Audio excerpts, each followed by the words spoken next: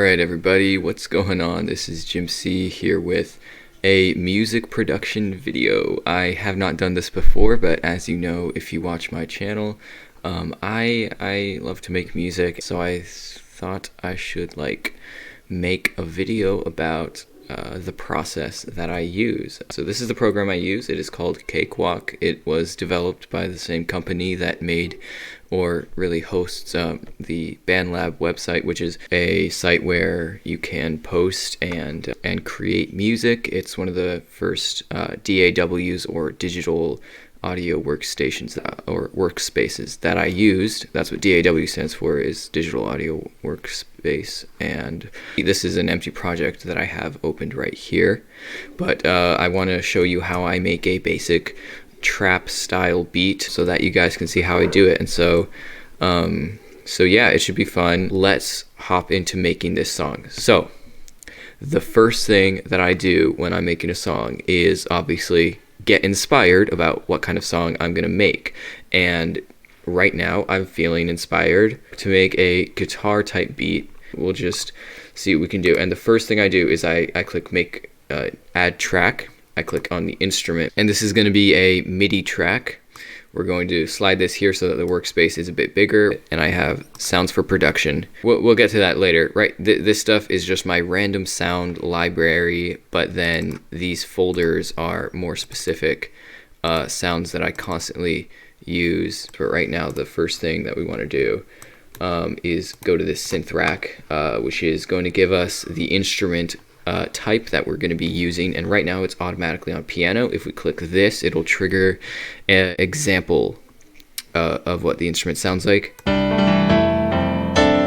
So basic piano, it has a bit of reverb. I turn the reverb down because it's an effect that I can add later if I want, but I don't want that right now. And again, because I want to make a guitar type beat, you would think I would start with a guitar, but that's not actually true, because what I like to do is I like to write the melody and stuff. This is my process of making a melody. Is I actually start with a piano, because if a melody or chord progression sounds good on a piano, for me, I find that it will also sound good on a synth, on a guitar, on any instrument that makes sense for the type of melody that I make. So in the end, you're not going to hear a piano. Instead, you're going to hear the instrument, but I start by hearing and making the melody, and seeing how it sounds like with a piano. To get started with actually making the melody, I actually start with a chord progression most of the time.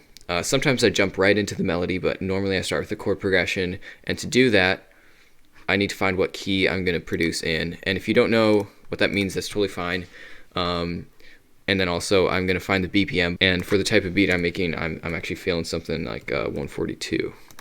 Yeah, it's random, but it's a higher BPM because that's the type of things that I hear this genre of trap beat wrapped on. So now let's find the key. I like to write myself a little note so that when I come back to the project in a future date, I know what key I'm producing in. So I'm thinking G major. So let's go with G major. I just write that down for a note, and then I write 142. I write 142 BPM as well. Hopping back into the MIDI, let's make the chord progression. This is going to take a little bit to come up with a good chord progression. I'll time lapse this for you guys so that you don't have to wait half an hour.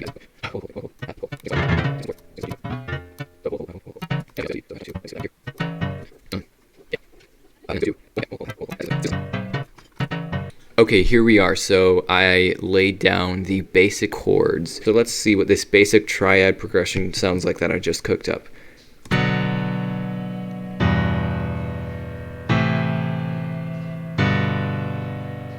Obviously it then repeats, because as you can see, I have this yellow line that refers to the fact that I have a loop. So I loop this around so that I have a logical placement to work with, that I know that these four chords are the basic structure of each 4 bars. So now I know that this is just a basic triad progression. So what I want to do is actually add a note here and there. This is a thing that Nick Mira talks about in some of his instructional videos in his production.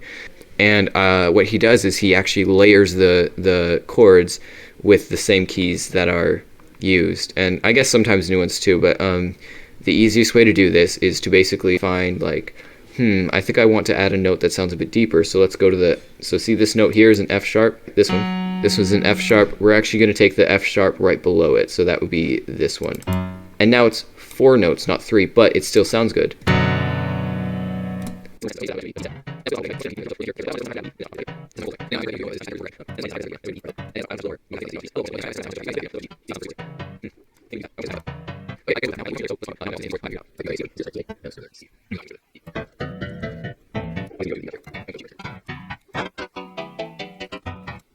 As you can see, I now have 5 notes in each chord instead of 3. So I added to the basic chord progression, and I made it sound a bit more full. So let's see how this sounds. I think I'm going to go with this, but again, you can always change it later. In fact, I'm probably going to change this one later in a way that will fit better as we go along. Because, you know, we're just making music here.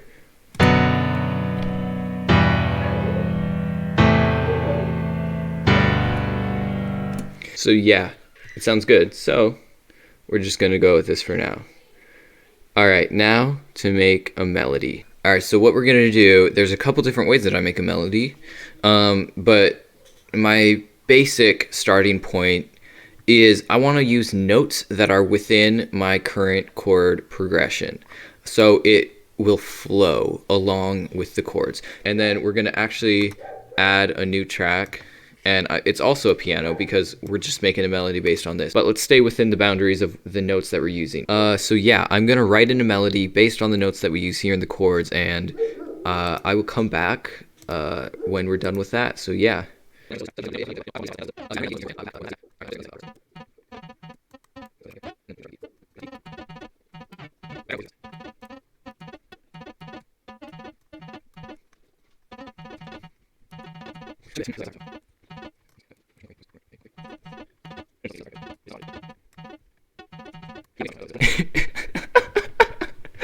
Why does this remind me of Lil Baby, The Bigger Picture? The beat in that song is pretty fire. The piano, it sounds like this, kind of. I accidentally did that. I didn't mean to. Oh, dang. Okay. Let's just keep moving. Let's keep moving.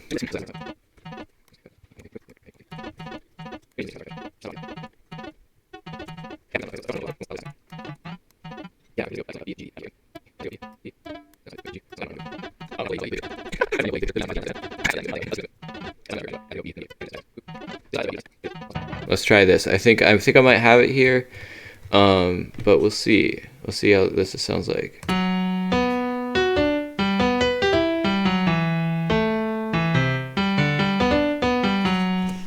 All right, so might have to change some things.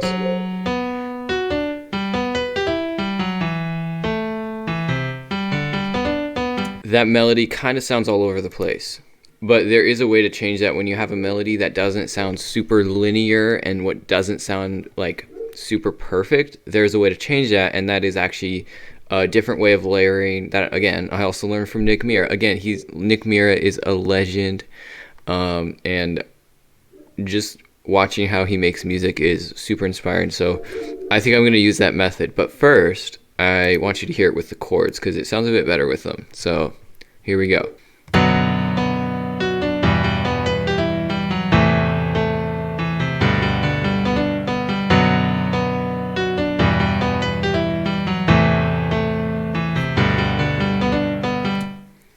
Okay, so hopefully that makes a bit more sense now. I think it should. I think it makes a bit more sense this way. So let's keep going then. I think the next thing to do the layering thing I was talking about.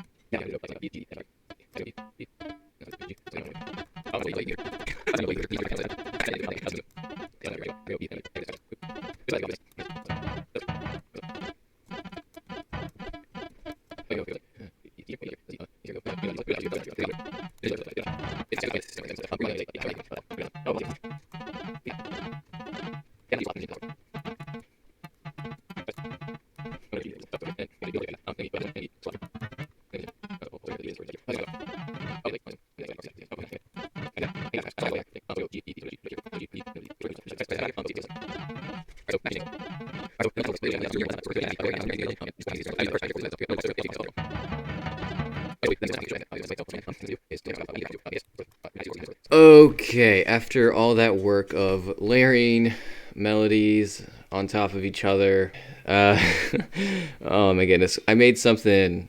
It sounds like, and I'm gonna play it for you guys in a sec, but it sounds like one of those piano, it sounds like one of those insane piano videos of somebody just like going crazy with all the keys. It just doesn't make sense because this person is just going crazy with the piano. It sounds like that's what I did, and so we can work with this.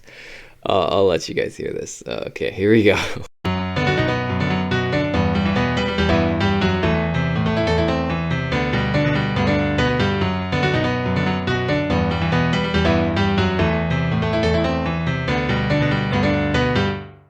I don't even know what I did with that. It's a little crazy. Um, so let's move on to sound selection and see what we can do with this. All right, moving on to sound selection. What that means is that right now, what it means for us is we're going to pick a new instrument. And again, I think I mentioned I want to do a guitar. So we're going to see what we can do with a guitar. And it's pretty simple. What we're going to do is we're going to pick a sound that sounds best. And there's a lot of different kinds of guitars that go with this. The general MIDI.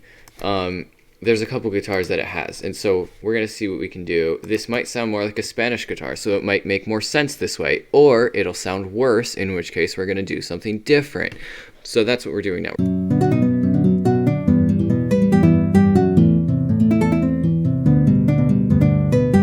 Okay, let's listen to this. I think I've got something here.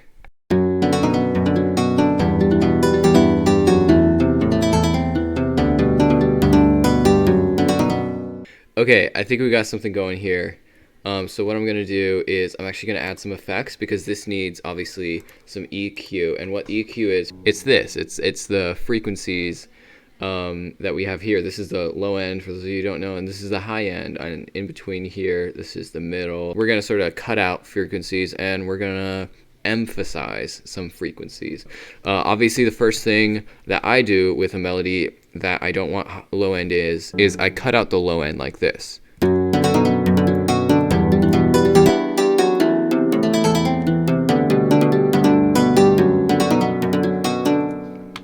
And this will show me sort of the amplitude, by the way, the waveform, the waves of where the most frequencies are, so it can show you where they are being cut out and amplified, etc. Alright, I think that this one sounds a bit better. And then I'm going to edit the compression and I'm going to add reverb, so we'll come back and hear what it sounds afterwards. Alright, let's time-lapse this thing.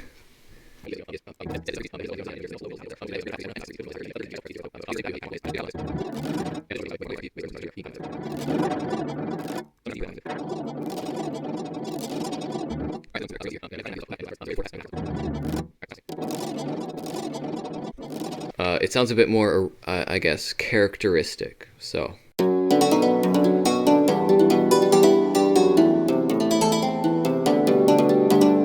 So we're gonna go with that for now.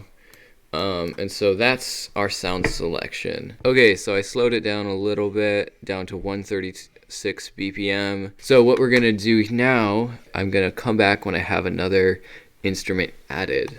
Yeah. Okay, I am back, and I added a new instrument. As you can see, it's called a shakuhachi.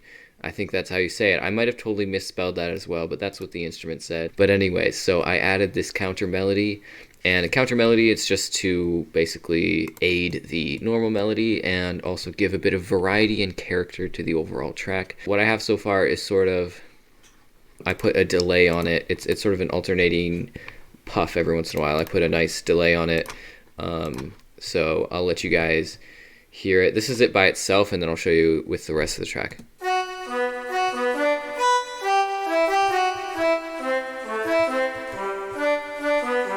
I like it. So then with the guitar.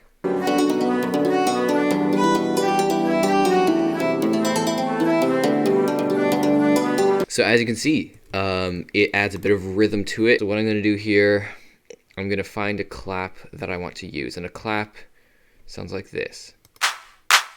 So I'm going to add a clap. I'm going to find which one I like. So let's do that.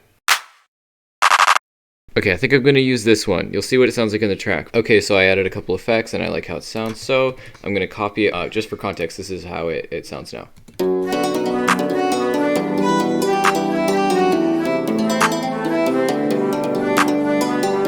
Alright, so you get the idea. Okay, so I put the snare in and I mixed it with some effects and stuff. Adds a lot of rhythm to it, and when I add the rest of the drums, it's gonna sound even better. Next thing that I like to add, we're gonna open hi-hats here. Let's get it.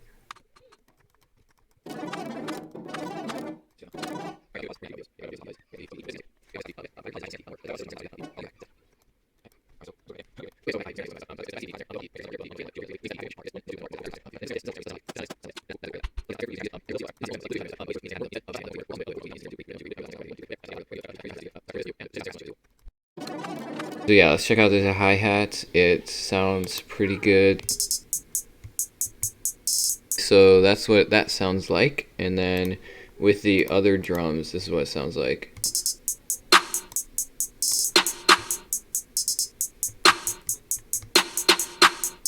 So it gives a little more speed, I guess, to the overall track. I want to add an open hat as well. It sounds like this.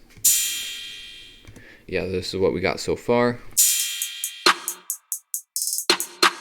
You get the idea. It sounds pretty lit. Yeah, so I'm really feeling this vibe. So I'm just gonna add a couple things that sort of add nice little effects on the side. I like the sound of that. So I now want to add an 808.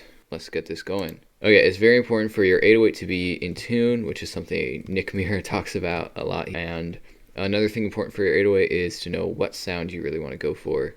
One of my favorite is the Zaytoven 808 here. I got it from a pack by Ocean Beats. So yeah, this is what it sounds like. We drop our sample here, but if I open my keyboard here,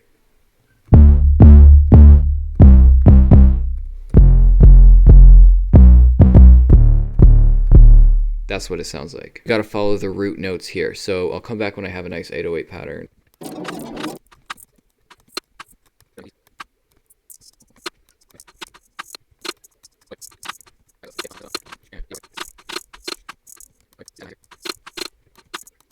So that's lit. I like the way it sounds. I think it's pretty good. Now they have all these sounds here. I'm going to mix it a little bit. Okay, I think I've got a pretty good mix. It is below 0, as you can see. I mean, not by a ton. It's basically, it's almost at -1 dB. So I'm happy with that. And so because we have our melody and all of our different drum things, so because we have all that stuff, now we're going to start structuring over in the great abyss that we have here to the right. So let's get on with some song structuring, guys. Let's go.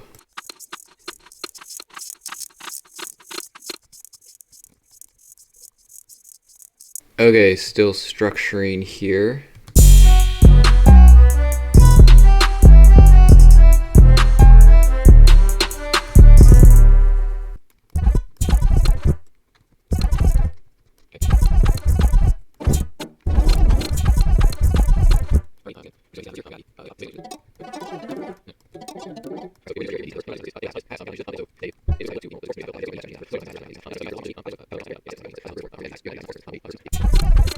Okay, I'm back. I've structured it a pretty decent amount, but I wanted to show that I have added a faller that pans from basically from the left ear to the right ear, and I also added my producer tag. So yeah, let's check it out.